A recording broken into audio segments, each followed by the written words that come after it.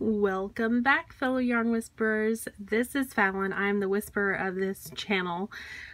Before we get started, if you're not already and you'd like to, go ahead and subscribe to my channel, ring the notification bell, and you can be notified every time I whisper something new to my channel. So, I'm super duper excited! Today is the day that we begin our surprise bag crochet along. This is something that I talked about in one or possibly two of my previous videos. I hope that you're going to follow along with me. I hope to hear that you've made one, and I'm going to be setting up a Facebook page so that you can share things with me. And I'm just super excited about this project. So I have in my crochet journal, I have written down all of the plans for this surprise bag, but I don't want to show you the crochet journal just yet because I want to wait until I filmed all of the videos, that way that I can show you everything all at once. And the first thing that we're going to work on is only a piece of this bag. I'm going to be dividing this up into 4 different sections, and I'm going to release a video every single Saturday in the month of July, and we will be crocheting a surprise bag together. I have 2 of them in the works. You will want to think about colors and color schemes, and you have a whole week to get this part done. And this is a big chunk, but if divided up right, it's not that hard. You will need 72 squares. And now these are relatively small squares. This is a gallon-sized Ziploc baggie, and you'll see that I've used it to hold my work. And I wrote down that I've used worsted weight yarn, what it's for, and the size hook that I'm using. And I'm going to show you one of these that are finished, and then I'm going to work one of these with you. This is a granny square, and I'm working it a very specific way. And you can see I don't have very large hands, and I can bend my fingers to show you how. Well, here, I have a... Oh, I taped it up. Well, I measured this, and I measured this the other day just to see, and it's roughly 2.5 inches. So they're not that large. It's only 2 rows of granny square, and I'm going to work one with you so that you can see how I'm doing it, if you want to do it exactly the way that I'm doing it. If you have a method of doing granny squares that you prefer over the one that I'm going to show you, feel free to use that. Just make sure that you're consistent through the whole project. I have I used a spare envelope. Well, junk mail. Yeah, it's junk mail that I wrote on the back of junk mail, and to sort of show you some details about this. You're going to need 72 of these squares, and if you want to be super particular about how you do the colors, you could divide it in half and do 36 in one color, 36 in the other color. You could do them all the same color. You could do 3 different colors and do 24 of each, or vice versa, 24 different colors 3 times each. And this is actually what I did. And you can see all the other mathematical divisible ways of doing this. You could use, I chose to use all solid colors. I'm working on 2 of these, and this one, you guys know that I love rainbows and everything colorful. So what I did, I sort of made an array of colors. I mean, you think about 24 different colors. I only have 1 neutral thrown in there because I plan to use the neutral for the handle of the bag that we're going to make together. But I just wanted it to be super colorful. So I'll go over this with you real quick, and then I'm going to show you how to do it. I choose to use a magic ring to start my granny squares. If you don't know how to do a magic ring, you can look at my beginner series and see a tutorial on how to do a magic ring. I then chain 3, 2 double crochet into the center, chain 1, 3 double crochet, chain 1, and repeat that until I've got the set of 4 that goes into the granny square. Pull the short tail tight so that I close up the hole in the center, slip stitch into the top of the chain 3, chain up 3 again, and go through all of that.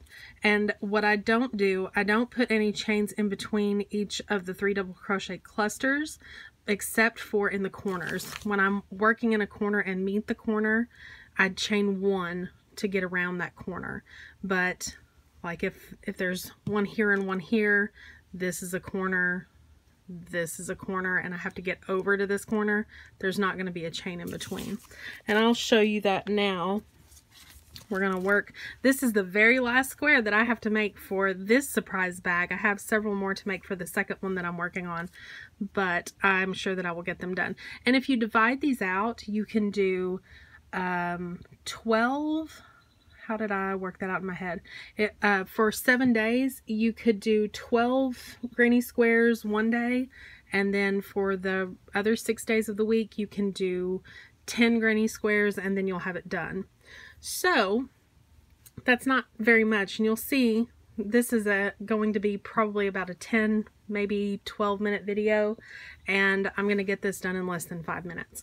So it will work up quickly, and if you pace yourself, it's even easier. So like I said in the little pattern that I showed you, we're going to start out with a magic ring, and I'm going to chain up to 3, and I'm going to count that as my first double crochet.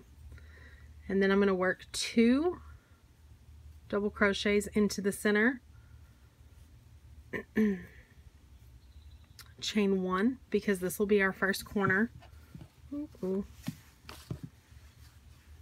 Most of the yarn that I use for this is leftover stuff. This just happens to be one color that I have a little bit more left over of, but it's an odd color and I don't have any more of it, and I've not seen any more of it sold at Walmart, so I'm going to use some of that too. Okay, so chain up 3, 2 double crochet, chain 1, 3 double crochet into the center,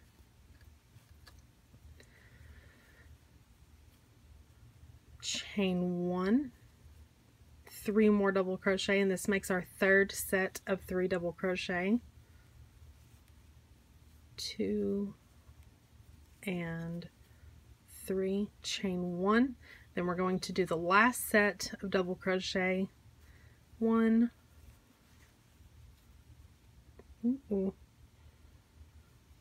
2,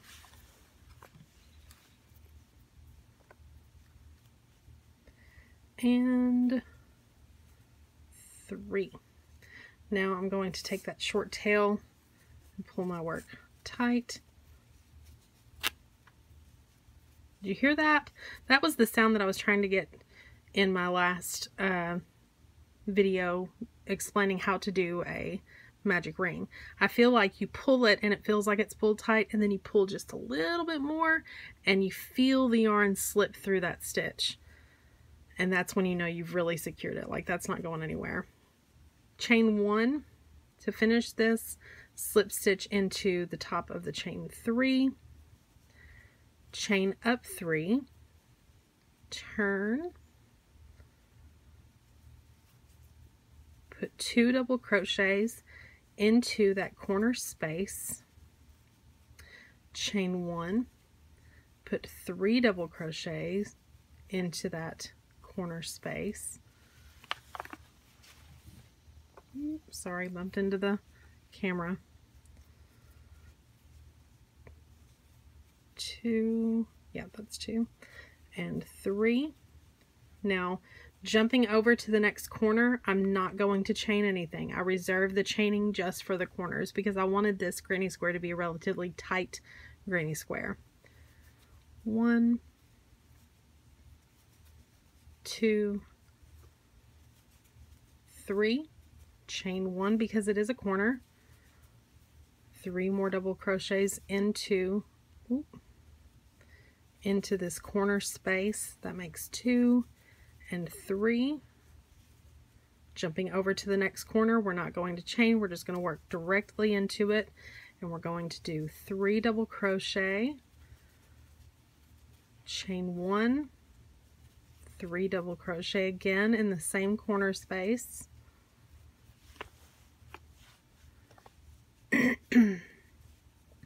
Moving to the next corner, we're not going to chain, we're just going to work directly into it. 1, 2, 3, chain 1,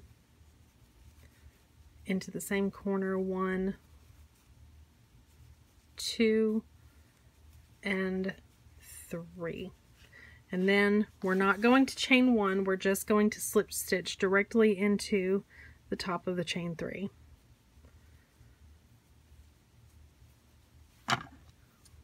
And I fastened off.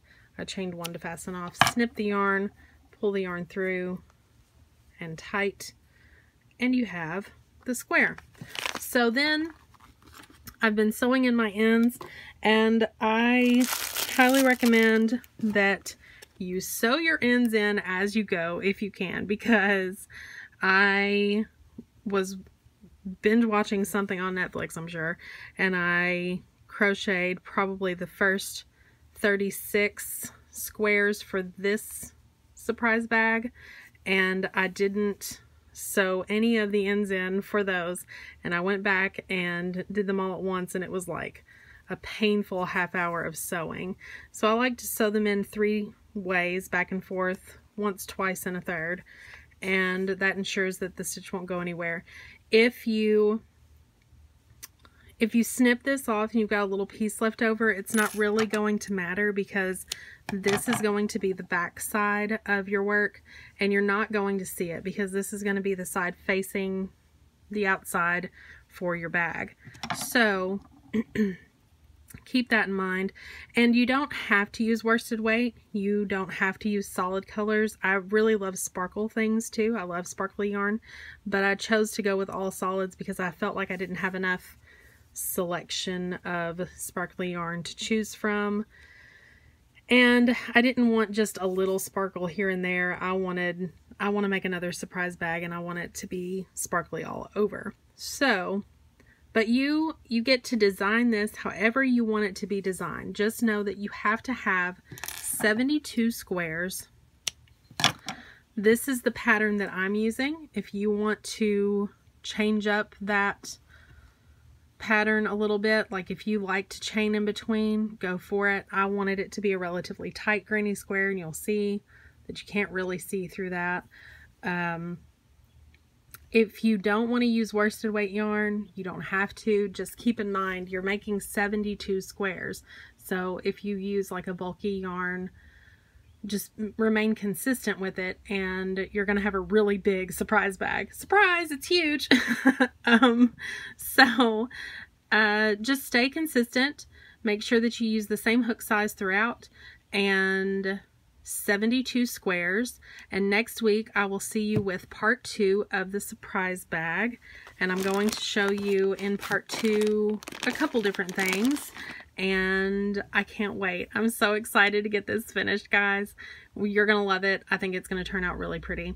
So I will see you guys on the next episode of The Yarn Whisperer. Don't forget to give me thumbs up, like, and share the video.